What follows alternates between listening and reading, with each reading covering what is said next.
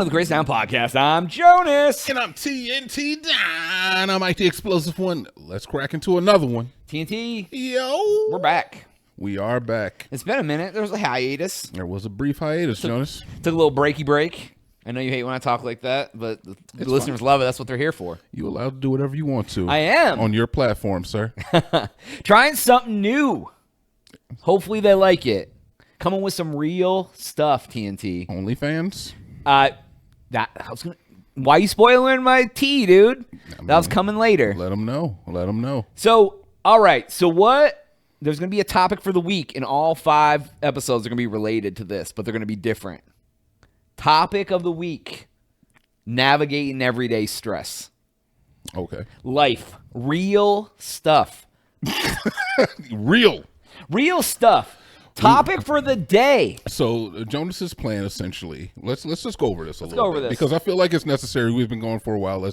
Jonas's plan is to go over things that would be more beneficial to people's mental health, and I respect that take from him because Jonas wanted to take this podcast to a point where it was helpful for people, where it was something that people could listen to and they could get like potential real life advice from people who have honestly no experience in mental health, but we do have experience in life. Absolutely. So we can give a unique perspective on things, and I'm here for it. Yeah, and we have a lot of similarities, but we live on different sides of the spectrum on a lot of stuff. Amen to that. So, people get overwhelmed. That's what happened.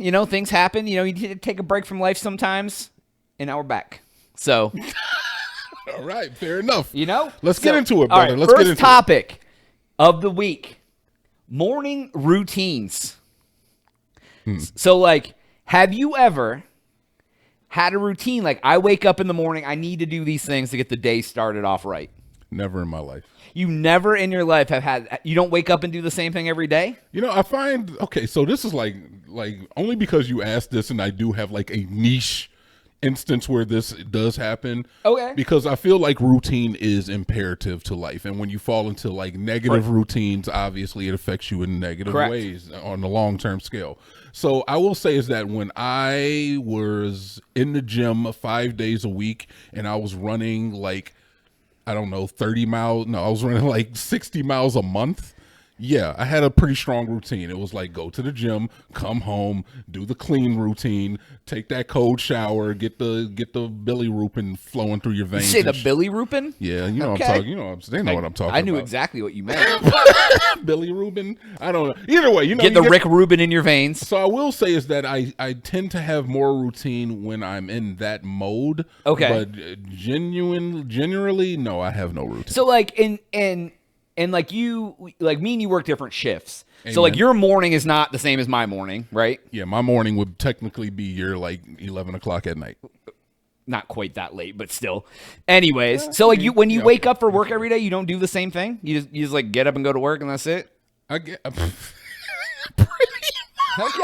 All right. I take a shower and I get it moving, man. So, Let's go. I have definitely at different times in my life tried to have an actual intentional morning routine. Facts. And so like when I worked a different shift, there was a point where I was getting up like 2 hours before I had to be to work.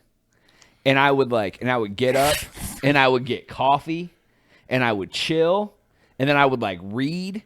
I would like read like at least 10 pages of a book. Yeah. And I would hang out and I would like sometimes I would journal after that. Oh my God, bro. Like that's you were going through some stuff.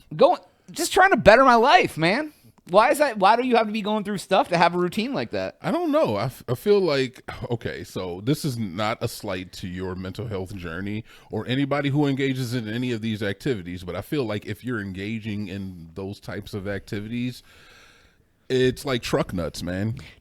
It's like truck nuts? Yeah, you don't put a bandage over something that's not a wound. Amen. How is truck nuts wait, hold on. It's compensation is what I'm saying. It's truck nuts are compensation, I feel like, for like, oh, you got a small dick, so now you got to put nuts on your 2 F50.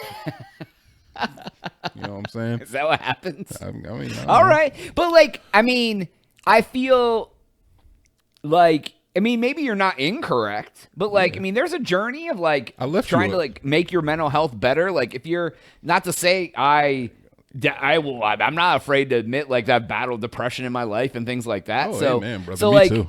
so you try to better yourself by like reading a book that like talks about anything or like journaling out some stuff. Like, okay, I feel you. You're saying like if you have symptoms, start taking the Robitussin and Dermatap early. And I feel that. Yeah, well, it's like that. If in like what would happen in maintain like mental health. If you like what I found was going back when I was doing this is I would like I would discover a topic, and I'm a very like I want to find stuff out person.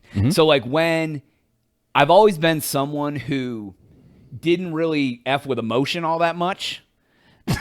So like didn't F with emotion. So like those be the most emotional motherfuckers. What? I said those be the most emotional motherfuckers too. The ones who don't deal with emotion. The ones that just like push it all down and like, oh, I'm good. Hey, I'm bad. You know what I mean? Takes one to know one. Exactly. Brother. So as I figured out the journey of like understanding what that meant, I realized I didn't know a lot of things about a lot of things. So I started reading books about the things that I was like curious about. And it like, but then I got into this hole of reading books about all sorts of stuff, like social anxiety, all these things that I don't even have. I don't have social anxiety, but like I read a book about it because it was interesting as hell to me to see the things that people go through. And then that made me start thinking differently about life. Cause I'm like, damn, I didn't even realize that XYZ is happening to these people out here. It's like, I don't know. It's like engaging different parts of your brain to think about stuff that like you don't even think about because it doesn't affect you. Okay. Does that make sense? 100%. So I used to do that.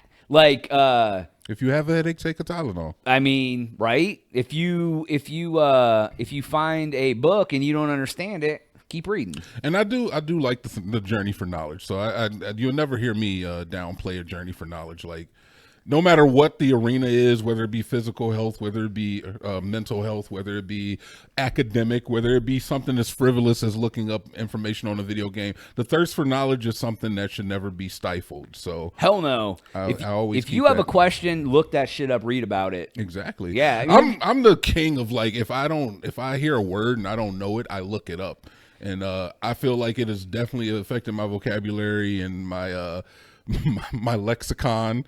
Yeah, exactly. All of that stuff. But I feel like it has helped me in life, just like having that interest in knowledge. So I'm glad for you, man. Could you give me an example of something that you learned that you feel like might resonate with people at home for the topic of daily routines? Oh, for daily, like they're hard to keep. They're hard to keep. They're hard to start. They're hard to. Okay, I was going to say they're harder to start than they are to keep. Well, because I feel like once you keep something, as long as it's like easy enough, you're gonna keep. Well, but here's the thing: it's like what really happened to me is like I changed shift and start. So I used to start work at 9, then I started work at 8. When I started work at 8, it was like I literally blew up the world. I couldn't get up. Like it was getting up an hour earlier. Not only was I not getting up an hour earlier, I was getting up 30 minutes later than when I was on the other shift. It just like completely blew the whole thing out of the water, and it went away forever. Like I don't do that anymore.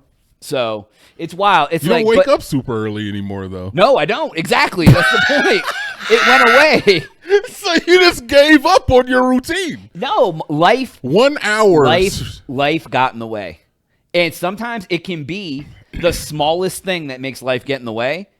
But the point I guess I'm trying to make with that when you ask me like what it is like do something small. If it's like, even if you want to get up and be like, hey, I'd like to go for a walk in the morning, like get up 10 minutes early and walk for 10 minutes. That 10-minute walk can turn into a 30-minute walk.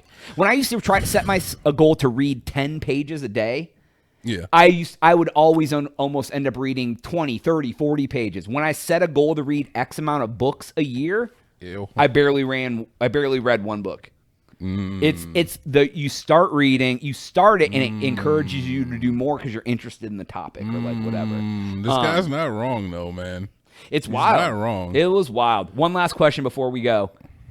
Have you ever fucked with meditation? Have I like ever actual meditation, sitting meditation there and breathing and focusing on your breathing? You know, it's funny. I had an individual I had a conversation with about meditation, and he told me he'd been doing meditation for years. He was a physician's assistant that I met. Okay. And I had we had like a 30-minute conversation because I didn't really understand what meditation is, and I still would have to say I don't truly understand what it is. No, I've never messed with it myself, but I've done research on it because it sounds like something interesting. I do have like some anecdotes about it, but I want to hear your perspective on meditation. It's hard as F. Yes. It's in all, like, literally, I did a bunch of, like, and this is what I was going to talk about in a minute ago. If you want to, I use AI to research stuff more than anything else to use AI for. I'm like, tell me about this, and then just ask it questions. That's how I find out a ton of, but anyways. Gen Z Jonas. Yeah, here. yeah, exactly. He's a Gen Z. But, like, I mean, literally all it is sitting there and breathing, and then if you think thoughts, just go back to focusing on the breathing, and just breathe. It is, like, overwhelming. And it doesn't sound overwhelming, but it's fucking overwhelming. And you're not going to do it properly the first time. No. And you have to, like, literally be like, think about your breath. Like, anytime a thought comes in your head, think about your breath. Anytime your thought comes in your head, think about your breath. It's wild, dude. It's. I recently watched a podcast on a guy, and he was talking about, like, more Hindu mythology of it.